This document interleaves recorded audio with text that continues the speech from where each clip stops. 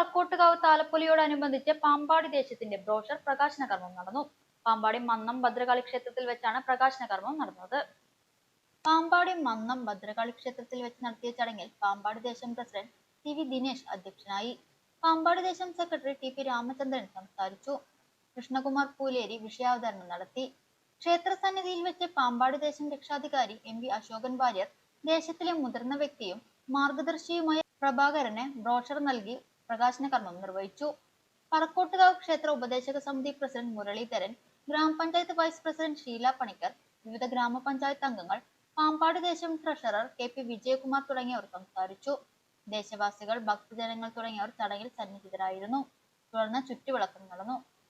ഈ വർഷത്തെ പറക്കോട്ട് താലപ്പൊലി വളരെ ഗംഭീരമായി പ്രൗഢമായി ഓരോ ദേശവാസികളുടെയും സഹായത്തോടുകൂടി സഹകരണത്തോടുകൂടി വളരെ ഗംഭീരമായി നടക്കട്ടെ, ഭഗവതിയുടെ അനുഗ്രഹം ഉണ്ടാവട്ടെ എന്ന് പ്രാർത്ഥിച്ചുകൊണ്ട് നിർത്തുന്നു. നന്ദി, നമസ്കാരം. സ്റ്റാർട്ട് എന്ന് പറയുന്നത് ശരിക്കും പറഞ്ഞാൽ ഇന്നാണ്.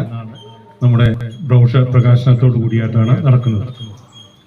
കഴിഞ്ഞ കുറേ വർഷങ്ങളായിട്ട് നമ്മൾ മൂന്ന് ദേശക്കാരും ഒരുമിച്ചൊക്കെ നടത്തിയിരുന്ന ഒരു കാലം ഉണ്ടായിരുന്നു.